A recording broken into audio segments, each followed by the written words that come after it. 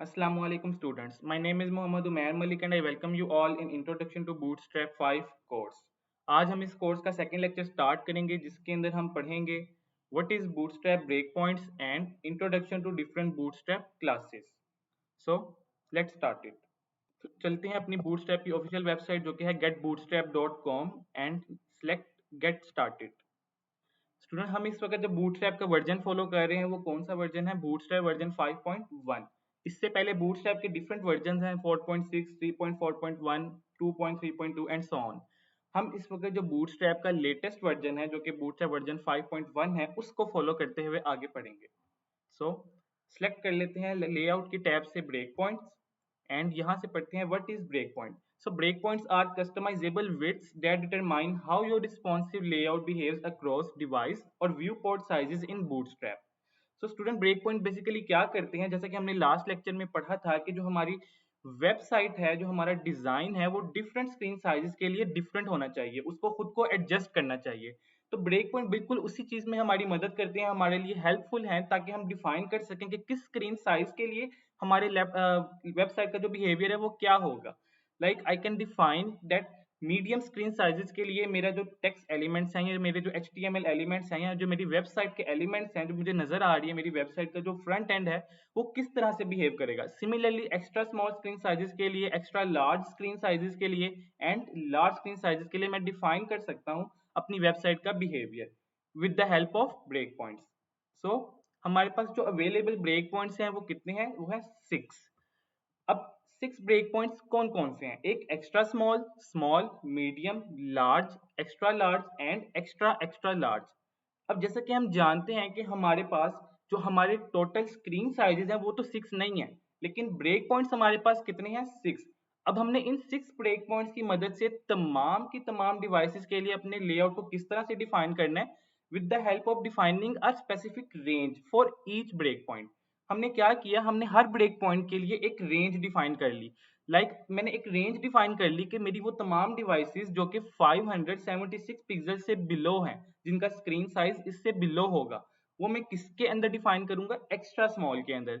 And वो तमाम screen devices जिनकी जो स्क्रीन विड्थ है वो 576 पिक्सल से above and equal and 768 pixel से बिलो, इस रेंज के अंदर लाई करेंगी। उन सब के लिए अगर मैंने कोई ब्रेक पॉइंट डिफाइन करना होगा तो वो कौन सा है, स्मॉल। इसी तरह से मीडियम, इसी तरह से large, extra large and extra extra large. हम इस टेबल की मदद से भी देख सकते हैं कि जो हमारे पास लार्ज ब्रेक पॉइंट या जो हमारे पास मीडियम ब्रेक पॉइंट है वो किन स्क्रीन साइजेस के लिए है, 768 पिक्सल से 991 पिक्सल। इसी तरह से लार्ज की एक खास रेंज है, इसी तरह से एक्स्ट्रा लार्ज की, एंड जो एक्स्ट्रा एक्स्ट्रा लार्ज है उसकी रेंज क्या है, 1400 पिक्सल से अबव और इक्वल तमाम की तमाम डिवाइसेस। मीन उन तमाम डिवाइसेस के लिए अगर मैंने कोई लेआउट डिफाइन करना है तो वो मैं किसके अंदर करूंगा, एक्स्ट्रा एक्स्ट्रा लार्ज। अब 1400 पिक्सल से अबव जितनी भी मेरी बड़ी स्क्रीन होगी उस सब के डिफाइन करने के लिए मेरे पास एक सिंगल ब्रेक पॉइंट है, वो कौन सा है, एक्स्ट्रा एक्स्ट्रा लार्ज। जी स्टूडेंट्स, आई होप आपको समझ आ गई होगी अब कि ब्रेक पॉइंट बेसिकली क्या है और किस तरह से ब्रेक पॉइंट हमारे लिए हेल्पफुल है इन रिस्पॉन्सिवनेस।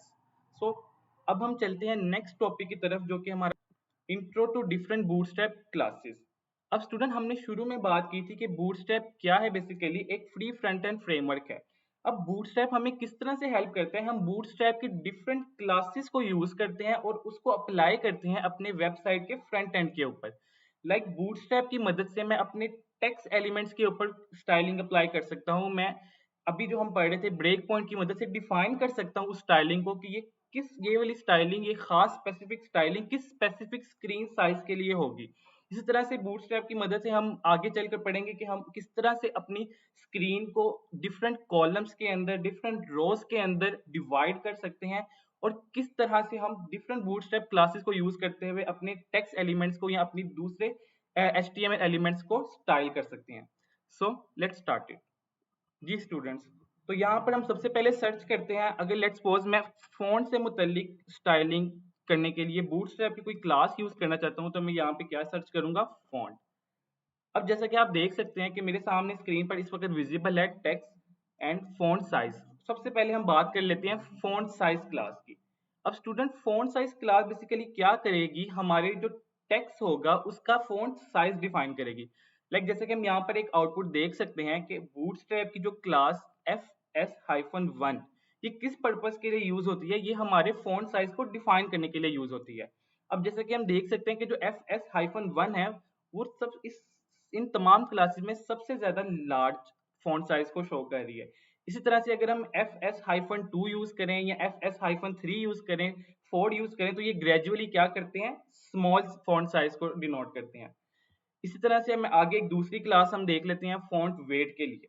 अब अगर मैं चाहता हूं कि मेरा जो टेक्स्ट है वो बोल्ड फॉर्म के अंदर नजर आए, तो मैं उसके लिए फॉन्ट की बूटस्ट्रैप की कौन सी फॉन्ट क्लास यूज कर सकता हूँ, fw-bold। इसी तरह से fw-bolder which is large bold and bolder, fw normal, fw light, lighter and so on. आप इसमें तकरीबन हर तरह की फॉन्ट की स्टाइलिंग के लिए क्लास बूटस्ट्रैप की मदद से just by using the class name हम उस अपने टेक्स्ट के ऊपर वो स्टाइलिंग अप्लाई कर सकते हैं। इटैलिक के लिए यहाँ पर यूज हुई है fst-italic।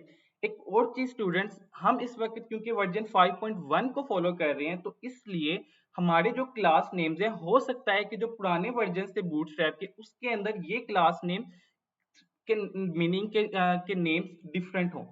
इसके अंदर अगर यहाँ पर fw बोल्ड है, तो हो सकता है कि हमारे जो पुराने वर्जन थे उसके अंदर इस क्लास का नाम कुछ और हो, लेकिन जो आउटपुट होगी वो क्या होगी, वो सेम होगी। सो आपने ये पहले से डिटरमिन करना है कि आप इस वक्त कौन सा वर्जन फॉलो कर रहे हैं, और उसी के स्पेसिफिक क्लासेस को आपने क्या करना है, यूज करना है अपने कोड के अंदर। सो कुछ मजीद क्लासेस अगर हम देखें यहाँ पर, जिस तरह की ये टेक्स्ट डेकोरेशन की क्लास है, टेक्स्ट डेकोरेशन अंडरलाइन। जैसे कि आप इस क्लास की आउट अगर हमने टेक्स्ट को अंडरलाइन करना है तो उसके लिए हम कौन सी क्लास यूज करते हैं, टेक्स्ट डेकोरेशन अंडरलाइन की। इसी तरह से अगर आपने टेक्स्ट डेकोरेशन लाइन थ्रू की क्लास है, आप इन सब की जो आउटपुट है वो ऊपर अपने पास देख सकते हैं। अब स्टूडेंट बात कर लेते हैं कुछ टेक्स्ट अलाइनमेंट से मुतालिक। तो मैं यहाँ पर क्या करता हूँ, सर्च कर लेता हूँ text align. So I got. अब जैसा कि हम देख सकते हैं यहाँ पर टेक्स्ट अलाइनमेंट के लिए कौन सी क्लासेस यूज होती हैं, text start, text centre, text and. Text start की क्लास किस पर्पस के लिए यूज होती है, अगर मैंने अपने टेक्स्ट को स्टार्ट के ऊपर यानी कि लेफ्ट साइड के ऊपर स्क्रीन के अलाइन करना हो, तो मैं उसके लिए कौन सी क्लास बूटस्ट्रैप की यूज कर सकता हूँ, टेक्स्ट स्टार्ट। इसी तरह से टेक्स्ट सेंटर की क्लास है, इसी तरह से टेक्स्ट एंड की क्लास है, जो कि क्या किस पर्पस के लिए यूज होती है, हमारे टेक्स्ट को एंड के ऊपर यानी कि राइट साइड के ऊपर अलाइन करने के लिए। सो इसी तरह से अगर हम आगे देखें तो यहाँ पर डिफरेंट ब्रेक पॉइंट्स के साथ इन क्लासेस को यूज किया गया है। इसका क्या बिहेवियर होगा, इसको हम आगे चलकर अपने नेक्स्ट लेक्चर के अंदर डिस्कस करेंगे। सो आई होप अब आपको समझ आ गई होगी कि बूटस्ट्रैप की डिफरेंट क्लासेस कौन कौन सी हैं, और अब कोई भी क्लास अगर आप सर्च करना चाहें तो आप जस्ट यहाँ पर बाय टाइपिंग सच कीवर्ड्स आप उसको सर्च कर सकते हैं और उसको अपने प्रोजेक्ट के अंदर यूज कर सकते हैं।